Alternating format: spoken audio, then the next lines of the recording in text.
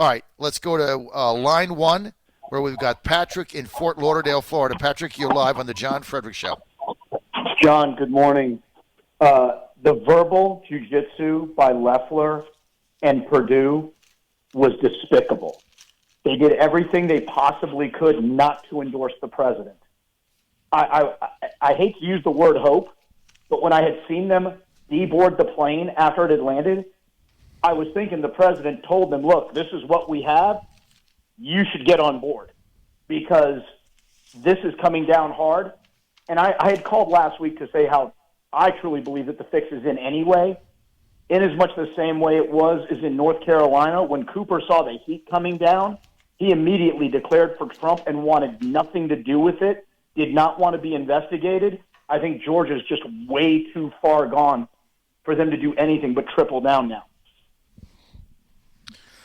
Patrick, look, I was there in Valdosta.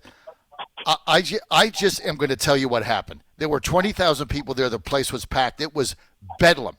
There is a movement going on in this country that the nitwit, imbecilic consultants making millions of dollars in Washington, D.C. for Perdue and Loeffler are clueless, right? They don't talk to people. They sit there in their offices.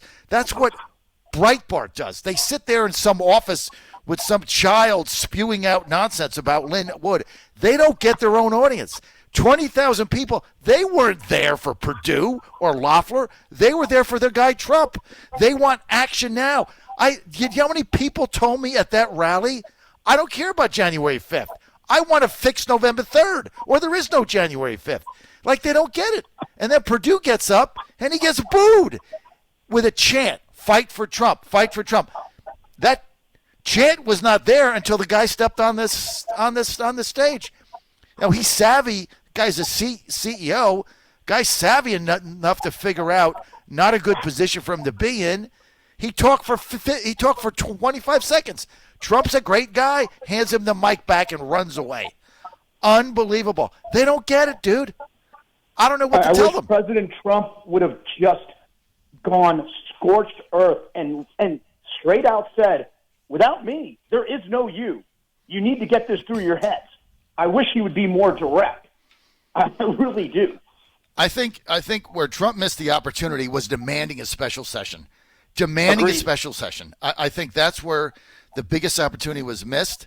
I think he should have done that. But look, I also understand that he's under tremendous pressure from McConnell and the Republican establishment operative types that, try to thread the needle here. And so he came short of that. But what he did do was show those videos. I mean, I don't know who saw it, but I mean, he showed you the video of the steal that went on. So he did that. So at least he did that. But Patrick, you nailed it, man. I mean, it's only a few of us that actually understand what is going on in America. And you're one of them. There's 80 million of us, John. There's 80 million of us. And I wish President Trump would have said, you're pissing off 80 million real voters to try to satisfy 75 million fake votes. I mean, look, I would have done the rally. I would have changed a couple things, but it was pretty good. I mean, and you got to understand the position that he's in too. So, but Patrick, you're right. But Perdue got booed. Nobody picked it up. I'm the only one that even picked that up. Like, they don't even want to acknowledge it. Like the imbeciles on Red Eye Radio, they sit in their studio. Everybody sits in their studio. They have no idea what's going on out there. They're nitwits. Unbelievable. John, man, I carry them on my stations. I mean, I was appalled today. I call up. I'm on the ground. I'm like, I got intel for you. Send me an email. I'm like, you got to be kidding me. I just hung up. All right, Patrick, thanks. I got to roll. Thank you, Patrick. Fort Lauderdale. Line 2, Rich in Virginia Beach. You're live, Rich. I'm like, you got to be kidding. I just hung. Go ahead, Rich. All right, Patrick. Thanks. I got to roll. Hey, John. Like you were talking earlier, if they can back that Senate race up to February 1st somehow, that would give a chance for the Republicans to fight for Trump. And if they don't fight for Trump, we're not going to vote for him. And if they do, we will. Loeffler and Perdue, like you said, they don't get it. It's Beach that's fighting hard. And Vernon Jones, when a Democrat is fighting harder for Trump than Republicans, what does that say? Is that sad or what? I mean, I'll be honest. I can't stand Republicans, but I love Trump. So these stupid Republicans need to get it. Yep. No, you're right. I mean, the guy I can't stand Republicans. The but rally. I love Trump. Think Bernie about Jones gets it, and he's a Democrat. Beach gets it. Think about this, Rich. The rally in Valdosta was for Loeffler and Perdue. The rally was an hour and a half. Loeffler and Perdue spoke for a total of 90 seconds. Perdue got heckled off the stage. Like, what planet do these people live on? I have no earthly idea.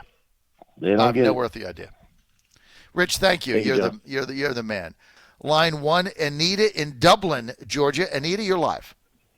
Well, I have a couple of points to make. The first thing I want to say is that with the social media, especially with Twitter, we realize what an impact we have with our movement. I think if they didn't suspend us so much, we might not realize that. I've had 4 accounts taken. I've just given up on Twitter now. And the other thing I want to say is that Kelly Loeffler last night, she was so unlikable. I have chat rooms that I'm in. There was not one person that took up with her for her. And if she was not backed by President Trump, she wouldn't get a vote. And she's going to get votes only by people holding their noses and voting for her now. Why is she unlikable? Well, one of the things was every time, well, one thing is she's very rehearsed. It's nothing genuine. Like, that's what people like about Trump. You know, he goes out and he just does him. You know, she's very rehearsed with her answers, and every answer she said, radical, liberal, Warnock. You know, it's just like she had to, I don't know if she just thought people didn't know that he's radical, because we do, but every answer she had to start with that. But it's just, she doesn't come across as just a genuine person. Is she going to lose? No. Mm-mm. No. Because the other guy's worse, right? Absolutely worse. Listen, my husband served in the military, and he can stand up there, Warnock can stand up there all he wants and say that he didn't say that statement about the military and God, but I've seen it. You know, he did say it. Wow. Well, thank you.